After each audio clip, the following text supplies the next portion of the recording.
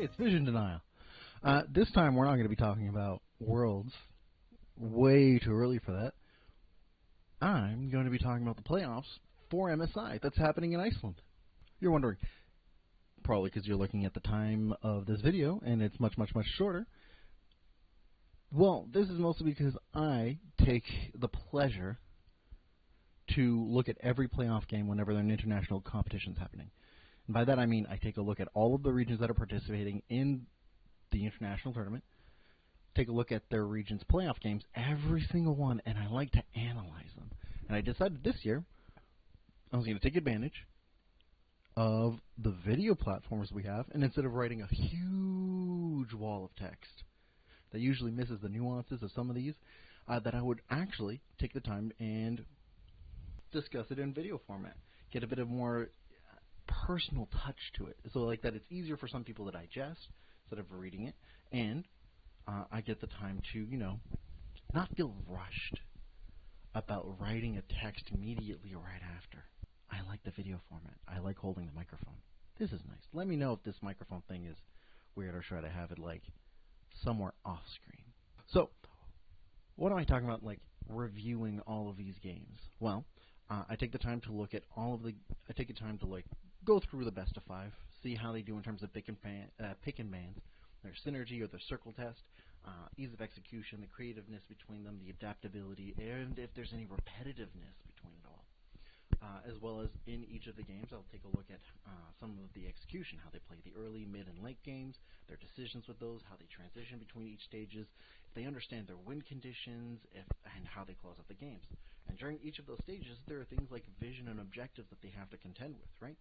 So take a look at how they are able to manipulate information, how good is their vision control and their clarity of information that they're able to intake, and their vision denial, how creative and practical it is with the way they approach vision denial, as well as objectives, how they take turrets, dragons, barons, rift heralds, specifically how they set up and secure these particular objectives, how do they use the pressures of each of these things, or how they respond to when pressure is put onto it, as well as wave manipulation.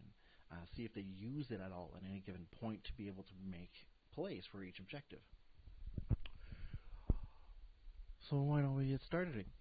Japan decided to be a little early and start a week ahead of time, but only with one playoff series instead of doing multiple in a particular week. This is the losers bracket.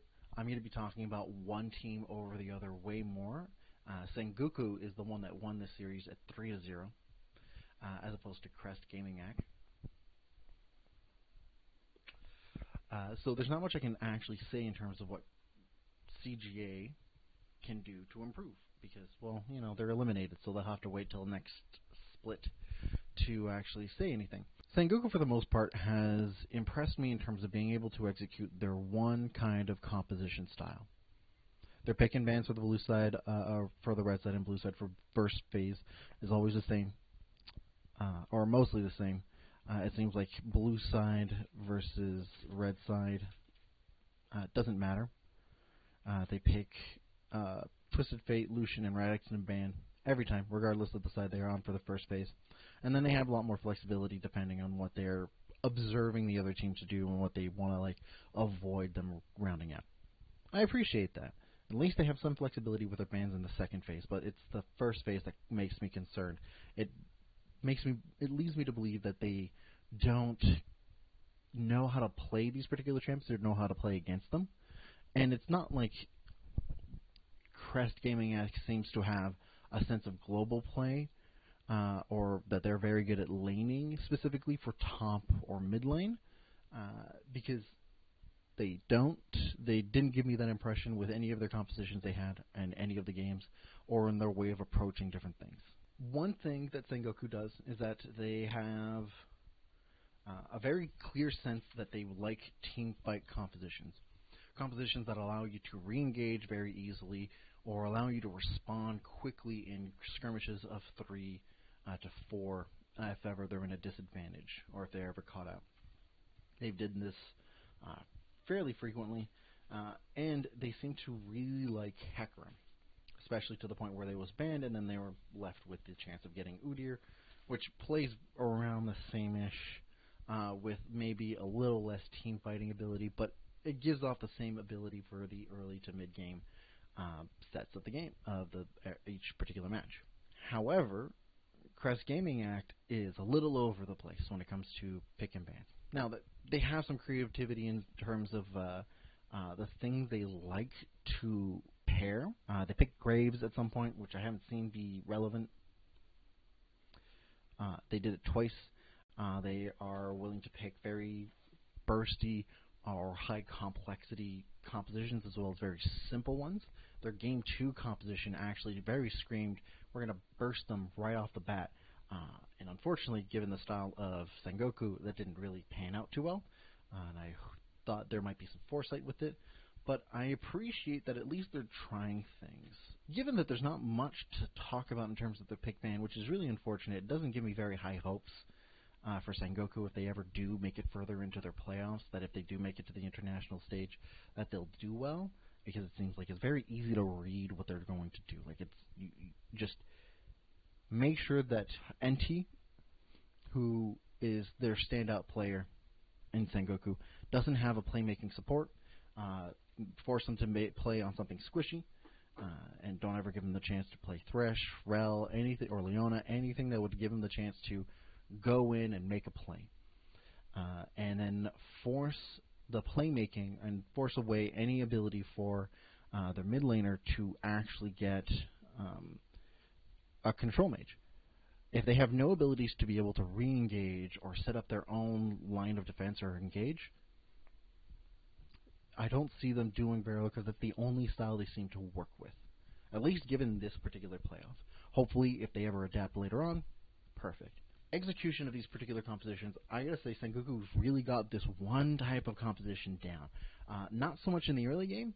The early game, Crest Gaming Act, holy Toledo Joe, you guys, 2 games in a row, 3-buffed them. Kassim, their jungler in CGA, has huge cojones to keep doing this over and over and over again, and really got a handle of it. Unfortunately, they have very little sense of how to set up objectives, and so it blew up in their face in many opportunities whenever they had an early game or any type of tempo control in the early game, that when the mid game came roll around and neutral objectives were much more important, their team fighting and their setups were really called into question, and they most of the time would lose out. Now, in terms of the transitions, both teams are lackluster in terms of transitions from early to mid game and mid to late game. They seem very lost unless unless there's like a specific timer for an objective. They'll wait for dragons. They'll wait for, and to the layman, it sounds like all teams do that, but there's very little setup done. Between the two, there's very little to look into getting towers or to manipulate waves or to do little increments that allow them the advantage for when the timers come up for those kinds of fights. It's more like, 10 seconds till the objective. Now we go. It does a lot of waiting around, and it's really unfortunate to see because Japan, for the most part, needs to catch up in terms of being able to set up these things, or international tournaments are just going to get harder and harder and harder for them to do anything. Or at least, if this is the style the entire region goes with, I'm going to be really disappointed. They played better earlier years. This is not a great start. Granted, this is on the losers bracket, so there's a chance, but there's only 6 teams. Sengoku literally was 3rd seed. So it doesn't give me much faith in terms of international tournaments. So,